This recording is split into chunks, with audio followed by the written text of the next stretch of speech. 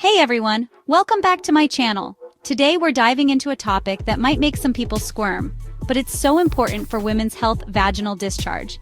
I know it's not the most glamorous thing to talk about, but trust me, it's totally normal, most of the time. Just like our skin can signal when something's off, our discharge can give us clues about what's going on down there. We're gonna break down the different types of discharge, what's normal, and when you should definitely get things checked out by a doctor. Alright, let's start with a common one: white and clumpy discharge. If you've ever experienced this, you know it's not fun. It often looks like cottage cheese. And yeah, that's about as appealing as it sounds. This type of discharge is a telltale sign of a yeast infection. Yeast infections happen when there's an overgrowth of Candida fungus in the vagina. It's super common, and most women will experience at least one in their lifetime. Along with the clumpy discharge, you might also feel super itchy and irritated down there, and even experience some burning during urination. Now, let's talk about yellow or green discharge. This is where things get a little more serious.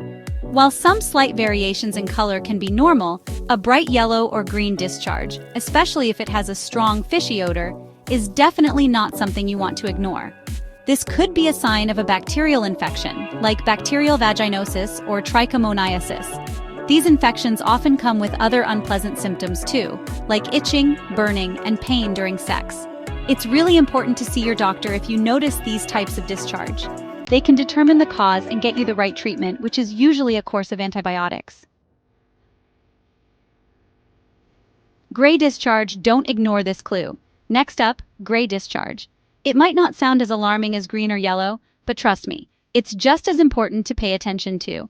Gray discharge is often a sign of bacterial vaginosis, or BV for short. Remember how I mentioned bacterial infections earlier?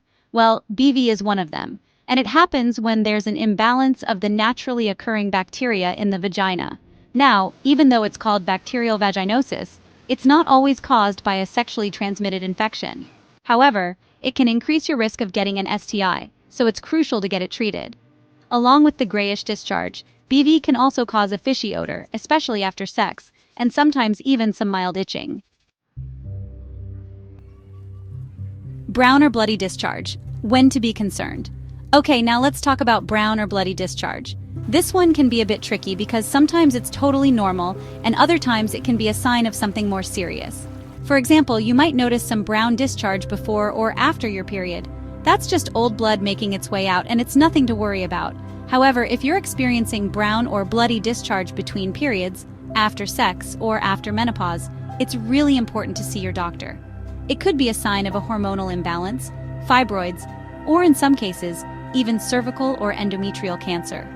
Early detection is key when it comes to these conditions, so don't hesitate to get checked out. Clear and stretchy.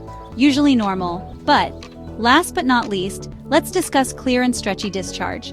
This is the kind of discharge that most women experience regularly, and it's usually a good sign. It's often described as looking like egg whites, and it's a sign that you're ovulating. This type of discharge is actually helpful because it helps sperm travel to the egg. However, even though clear and stretchy discharge is typically normal, if you notice a strong odor, discomfort, or any other unusual symptoms along with it, it's still a good idea to get checked out by your doctor. Stay informed and take care down there. So, there you have it, a crash course on vaginal discharge. Remember, paying attention to your body and knowing what's normal for you is so important.